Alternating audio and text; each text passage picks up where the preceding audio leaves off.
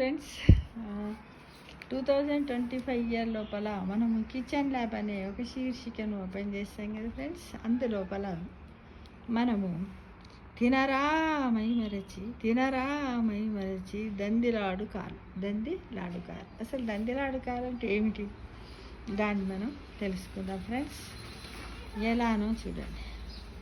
తెల్లనై అమృతపు దీప్తిని విలసిల్లి బాసిల్లు చుండనే బర్రె పెరుగు, గట్టిగా ముద్దలై కనులకిష్టమై భ్రాంతి పుట్టించునే బర్రె పెరుగు, మోహంబు శాంతించు మెత్తనౌ దేహంబు బుర్రలు పెరిగించు బర్రె పెరుగు, ఆకలి పుట్టించు నన్నపురుచి బెంచు అన్నపురుచి బెంచు పైత్యంబు హరించు బర్రె పెరుగు. మళ్ళీ ఒకసారి. తెల్లనయ్య అమృతపు దీప్తిని విలసిల్లి బాసిల్లు చుండునే బర్రె పెరుగు, గట్టిగా ముద్దలై కనులకిష్టమై భ్రాంతి పుట్టించునే బర్రె పెరుగు, మోహంబు శాంతించు మెత్తనౌ దేహంబు బుర్రలు పెరిగించు బర్రె పెరుగు, ఆకలి పుట్టించు అన్నపు రుచి పెంచు పైత్యంబు హరించు బర్రె పెరుగు. పెరుగు అమృతంతో సమానమైనదని, మోహాన్ని శాంతింపజేస్తుందని, దేహాన్ని మృదువుపరుస్తుందని, స్థూలకాయాన్ని పెంచుతుందని, ఆకలిని పుట్టిస్తుందని, అన్న హితవు కలిగిస్తుందని, కడుపులో ఎసిడిటీని తగ్గిస్తుందని, చిక్కిపోయిన వారిని బలిపిస్తుందని, విష్ణుకి ఇష్టమైనదని, పరమ సౌఖ్యాన్ని ఇస్తుందని, గేదె పెరుగు గుణాలను చాటి చెబుతుంది చాటు పద్యం. తెలుగువారికి గేదె పెరుగు వాడకం ఎక్కువ. అన్నంలో ఒక అదరుగానో వంటకంగానో మాత్రమే పెరుగును ఉపయోగిస్తాం. కానీ క్షేమ కుతూహలం అనే పాకశాస్త్రం లడ్డూల ప్రకారణాన్ని పెరుగు లడ్డూలతో ప్రారంభించిందట ఫ్రెండ్స్. అంటే మోహం అంటే మద్యపానం వల్ల కలిగే ఇంత సంతోషాన్ని ఇస్తుందన్నమాట. దందిలాడుకారు ఇలా వస్త్రాన్ని పిష్టుత్వం వస్త్రాన్ని నిర్గల్యపిష్టం తు శలేస్తరయుతేన తూ భాతంతాన్న సేవాకృతే పక్వామేల ఏదుగాలితాం సితాంబవా. అంటే వస్త్రాల నిర్గల్య పిష్టం తు శలేస్తరయుతేన తు బా దదాన్న సేవాకృతే పక్వా ఏల ఏదు గాలితాం సితాంబవ.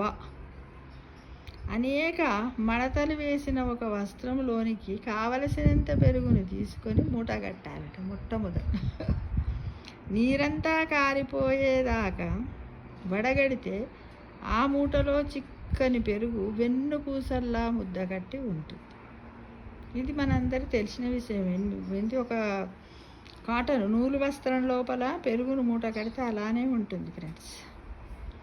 మంచి బియ్యాన్ని మరాడించుకొని ఆ పిండిని వస్త్రగాలితం పట్టి లేదా బాగా మెత్తగా జల్లించి అందులో ఈ పెరుగు ముద్ద కలిపి చపాతీ పిండిలా మర్దించాలి. ఈ పిండితో బలపాల్లాగా లేదా సేమియాలలాగా సన్నగా పొడుగుగా చేసుకొని కొద్దిగా నెయ్యి వేసి దూరగా వేయించి చిన్న ముక్కలుగా విరిచి పంచదార పాకంలో వేసి లడ్డూలు కట్టుకోవాలి. ఇదే దందిలాడుకం అనే పెరుగు లడ్డు.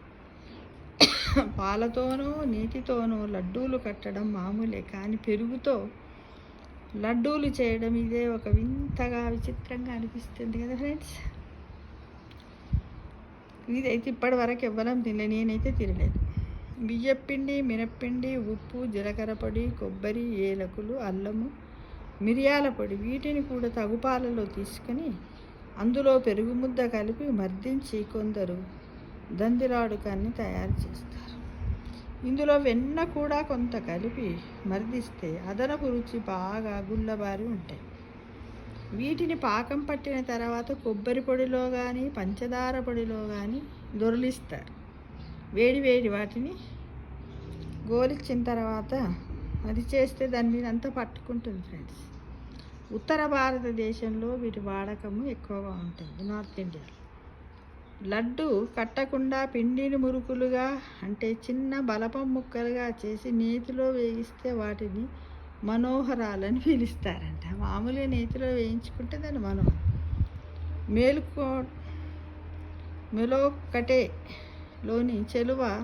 మెలోక్కటేలోని చెలువ నారాయణ స్వామి దేవాలయంలో ఈ మనోహరాలను ప్రసాదంగా పెడతారట. ఈ మనోహరాల్ని మెత్తగా దంచి లేదా పాకం పట్టి తొక్కుడు లడ్డూలు చేస్తారు. కొన్ని ప్రాంతాల్లో వీటిని దదిలాడుకాలని అని పిలుస్తారు. దదిలాడుక గుణాలు: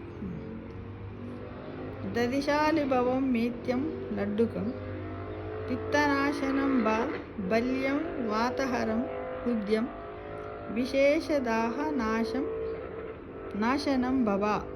ఇవి మేత్యం అంటే మేధాశక్తిని పెంచుతాయని పేర్కొంది. పైత్యాన్ని తగ్గిస్తాయి, బలకరమని. వాతదోషాలు అరికడతాయి. దాహాన్ని అంటే కడుపులోను అరికాళ్ళు అరిచేతుల్లోనూ మంటల్ని తగ్గిస్తాయని వివరించి హృదయానికి మేలు చేస్తాయి కూడా.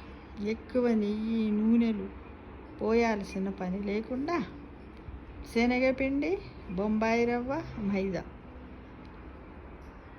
వగైరా కలవకుండా ఆరోగ్యకరంగా తయారయ్యే ఈ దెందులాడుకాళ్ళు ఎదిగే పిల్లలకు వయోవృద్ధులకు మేలు చేస్తాయి. నీటిని వడగట్టడం వలన పెరుగులోని ప్రోబయాటిక్ గుణాలు కొంత పోయినప్పటికీ కాల్షియం ఇత్యాది పోషకాలు మెండుగా ఉంటాయి. దదిలాడుకాలకు పెరుగుకి చెప్పిన గుణాలన్నీ ఉండడం చేత పోషకాల లడ్డుగా వీటిని చెప్పుకోవాలి. బడి నుండి ఇంటికి రాగానే పిల్లలకు పెట్టవలసినటువంటి పౌష్టిక ఆహారము, పౌష్టికమైనటువంటి స్నాక్ ఇది అని అంటున్నారు ఫ్రెండ్స్. దదిలాడుకాలు అంటే చూడండి ఇన్ని రకాలుగా కూడా చేయొచ్చంట. ఇదేంటి మనము 2025లో కిచెన్ ల్యాబ్ అనే శీర్షిక లోపల ఈ వంటకం గురించి తెలుసుకున్నాం కదా. బాగుంది కదా, ట్రై చేస్తారా? ఒకసారి చేసి చూడండి. ఇలా మనకు ఒక ఐడియా వచ్చింది, ఇంకెన్నైనా చేయొచ్చు వీటితో మనం కదా. ఇలా దదిలాడుకాలే కాకుండా ఎన్నో రకాలైనటువంటి మనోహరాలు అంటున్నారు కదా. అక్కడ దేవాలయంలో కూడా స్వామివారికి మహానైవేద్యంగా నివేదన చేస్తారు. ఈ విధంగా ఎంతో రకరకాలైనటువంటి రుచికరమైనటువంటి పౌష్టికకరమైనటువంటి వంటకాల గురించి ఆసక్తిగా నేర్చుకుందామా ఫ్రెండ్స్?